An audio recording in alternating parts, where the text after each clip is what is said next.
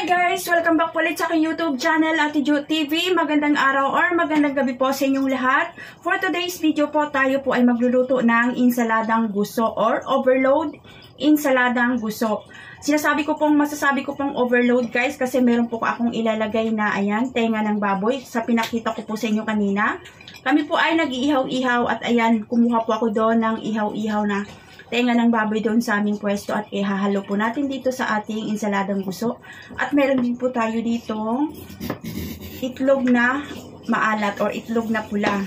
Ngayon po guys ay umpisahan na po natin yung ating paggagawa ng ating insaladang guso. Ang una ko po munang gagawin ay linisin po muna natin yung ating guso. Ayan. Ito po pala yung guso na aking nabili. Ito po, shout out po kay Kuya Jimboy at kay Kuya Joe Official. Ayan, yung suki ko po sa Bangos. Ito po ay pinadala ko lang doon mismo sa bilihan namin dito sa Malabon or sa Nabotas siya bumili ng mga isda niya. Nagpadala po ako guys nitong gusto kasi mas mura po pag doon na bibili mismo sa bagsakan ng isda. Ito po ay halagang 100 pesos lang guys. Ayan, ito siya, ganito kasi siya kadami, halos mapupuno yung isang planggana. Kasi po dito sa amin, pagka retail na po yung bentahan nitong guso, 200 pesos po ang per kilo. Kaya ito po ay halagang 100, napakarami na guys. Ayan. Shout out po ulit kay Kuya Jimboy. Thank you po sa pagbili ng guso. Ayan. Umpisahan na po natin ngayon yung ating paglilinis ng guso. Cut muna natin yung ating guso ng, kasi ano siya guys, malalaki or yung itsura niya parang sanga-sanga. Kakat lang natin siya sa gunting para hindi siya ganun kalaki. At mabilis lang natin siyang makain mamaya. Hindi.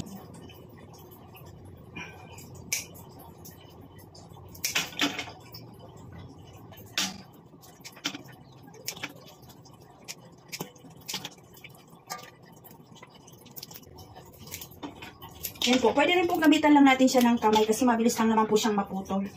Ayan. Kamayin lang natin. Mas mabilis. Yan. Ikat-kat lang po natin siyang ganyan. Bago ko po siya. Mga kakusina, ito na po yung aking na putol-putol na siya na guso. Ngayon po ay hugasan na po natin siya.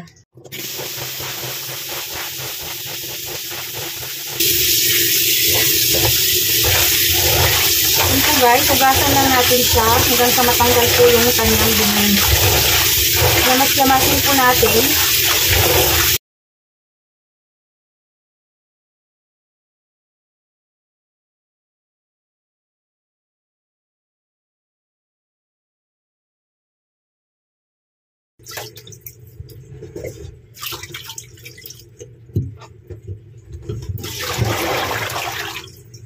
Yan po mga kakusina, ngayon po ay patuluin ko muna siya bago tayo magpakulo ng tubig. Para po i-blanch po natin at itong guso. Mga kakusina, ayan po sa isang kasirola or sa isang kawali. Kawali po yung aking ginamit kasi medyo marami po yung ating guso. Ngayon po ay nagpapakulo po ako ng tubig sa isang kawali. Medyo marami po guys. Tansyahin na lang po natin pag marami po yung ating gusto. Pag konti po, pwede naman po sa maliit lang na kasirola or kaldero. Ngayon po ay, ayan na po siya. Papakuluin po natin yan. Tansyado lang po din yung tubig na ilalagay natin. Ngayon po ay maglalagay po ako ng 1 teaspoon na salt or asin. Yan guys. Intayin po natin na kumulo yung ating tubig. Mga kakusina, habang hinihintay natin na kumulo yung ating tubig na ating pinapakulo sa isang kawali, ay naghihiwa po muna ako dyan ng ating sibuyas. Ayan po guys, meron po ako dyan isa't kalahating sibuyas po. Ayan, hinislice ko po siya ng ganyan. Pagkatapos po ay iset aside po natin. Tapos meron din po ako 2 perasong kamatis. Bali, mas masarap po sana kung maraming kamatis. Kaso sa panahon po ngayon, mahal po yung kamatis. Kaya 2 lang po yung aking nailagay dyan na kamatis. Ayan, hiwain lang po natin siya ng ganyan. Tapos tinanggal ko po konti yung kanyang buto. Ayan, set aside po natin. Pagkatapos po nyan ay isusunod po natin yung ating luya. Ayan, nabalatan ko na po yung ating luya. At hihiwain na po natin siya ng ganyan, pahaba. Medyo maraming luya po yung aking ginagawa dyan guys. Para po mas matanggal po yung lansa ng ating guso. Ayan, pagkatapos po set aside natin. Tapos po meron po din ako dyang kalamansi. Hiwain din po natin yan yung aking kalamansi. Pagpasensyahan nyo po at medyo maliliit po yung aking kalamansi na nabili dyan. Ayan, pipigayin lang po natin siya sa isang baso. Pagkatapos po ay iset aside po muna natin yan.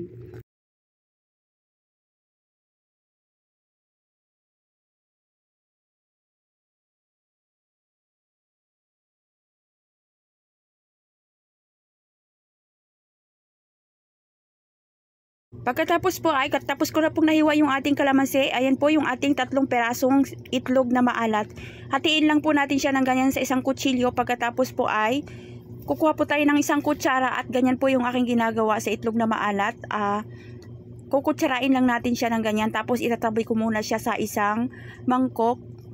Ayan guys, ganyan lang kasi mas komplikado po pagbalatan pa po natin siya. Kaya ganyan lang po yung aking ginagawa. Inahati ko lang po siya sa gitna. Pagkatapos po ay, ayan, itatabi natin siya sa isang mangkok.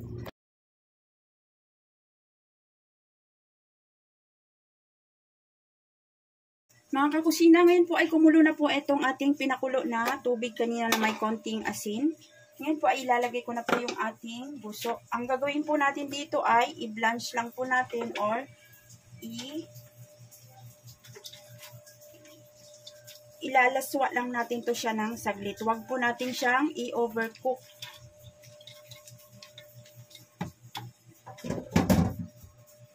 Ayan po, haluin po natin.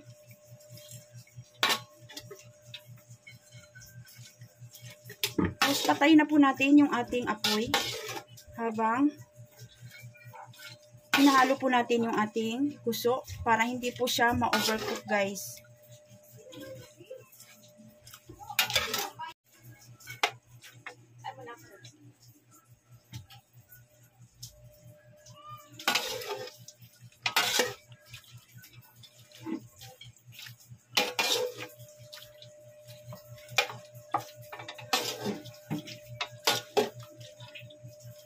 Ayan po, patuloy lang po natin siyang haluin. Wala na po itong apoy. Inoff ko na po yung ating apoy para hindi po siya ma-overcook.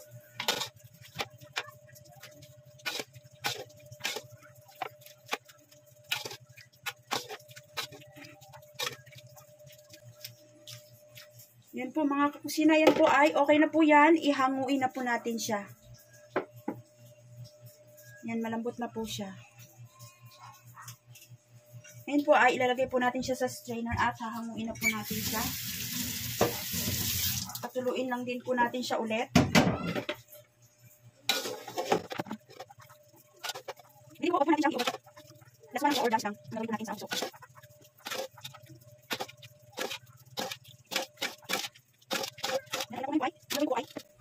Babanlawan ko po ulit sa tap water. Okay guys. Banlawan lang natin siya. Para po mas tap po yung kanyang pagluluto at hindi po siya ma-overcook.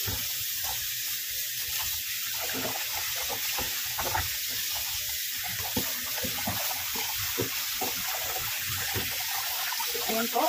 Ngayon po ay patuloyin natin siya bago natin timplahan yung ating guso. Guys, samantalang ayan na po yung ating tenga na ihaw ko kanina sa aming ihawan. Hindi ko na po napakita yung video kasi na-delete ko po yung aking video. Ayan, naluto na po yan at naihaw ko na po yan. Kinuha ko lang po dun sa aming ihawan. Pagkatapos po ay i-slice po natin siya ng ganyan, ng maliliit. Pagpasensyahan po at hindi na po ako nag-gloves at naglugas po muna ako ng kamay bago ko po yan hiniwa. At kami lang naman din po ang kakain yan. Pagkatapos po ay itatabi po natin sa isang plato. Pagkatapos ay ayan, hiniwa ko na rin po yung ating itlog na maalat na pahaba. Ganyan po yung aking ginagawa. Pagkatapos po niyan ay i-set aside muna natin. Mga kakusina, ngayon po ay umpisahan na po natin ihalo or timplahin yung ating guso. Yun guys, ito po yung ating guso. Ilalagay ko na po sa isang bowl at napatulo na po ito. Hindi ko alam kung magkasya. Good luck sa atin. Kung magkakasya yung ating gusto, ayan, kasya siya, pero medyo inilagay yung ating sangkap. Ayan na po guys, yung ating gusto na blanch na. Meron din po tayo ditong sili. Ayan, siling labuyo. Optional po ito kung ayaw po natin ng maanghang. Okay, hindi na po tayo maglalagay. Tapos meron po tayong luya na na-slice ko na rin. Ayan, itlog maalat. Na-slice ko na rin po siya. Meron din po tayo ditong kalamansi. Ayan, yung aking napiga na kalamansi kanina. Pagkatapos, ito po yung tenga, barbecue tenga ng baboy. Ayan, luto na po ito guys. Tapos, kailangan din po natin ng asin. Tansyahan lang po yung ating asin. Suka. Ayan. Tapos, meron din po tayong sibuyas, onion, na slice ko na rin at yung ating kamatis. Medyo hindi po masyadong marami yung ating kamatis guys kasi napakamahal ng kamatis ngayon. Ayan po yung aking 2 pirasong kamatis lang po yan. Ngayon po ay imimix na po natin. Una ko pong gagawin ay ilalagay ko muna yung ating kalamansi. Tapos, yung ating suka. Ayan guys, tansyahan lang po. Tansyahin lang natin yung ating paglagay. Tapos po ay ilalagay ko na yung ating asin muna. Sa asin po ay tansyahan lang din po. Ay, ayun na. Mahirap siyang ihalo.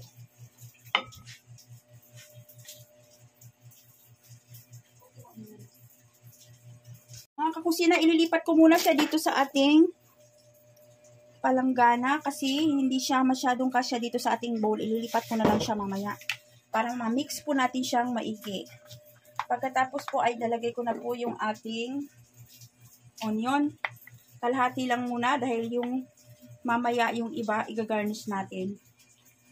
Pang-garnish natin mamaya yung ating tomato. Ubusin ko na. Tapos yung ating luya.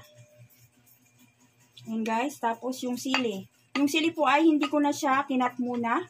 Ganyan lang para magdagdag kulay ng ating guso. Yan, mimix ko lang po muna. Bago ko po ilagay yung ating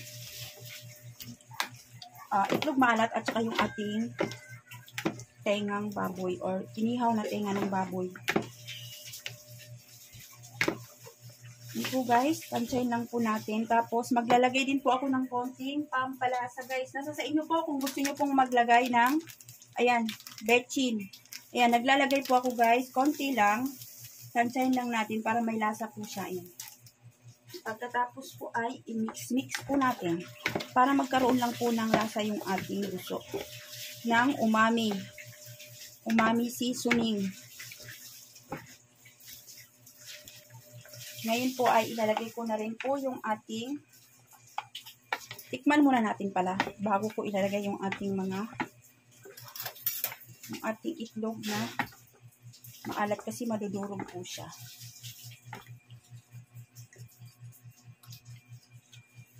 Yan po, magdadagdag po ako ng konting asin. Ubusin ko na yung asin natin kanina. Yan po, mix lang natin.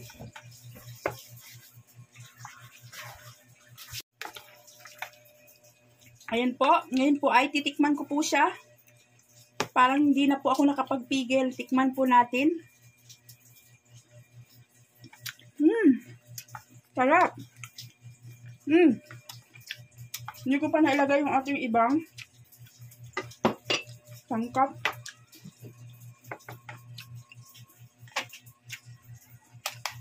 Ngayon po ay ilalagay ko na rin po yung ating tenga ng baboy. Kalahati lang muna. At magtira pala tayo ng konti para mamay sa ating presentation. Tapos maglalagay din po ako ng itlog na maalat. Yan po, kalahati lang. I-mix lang natin.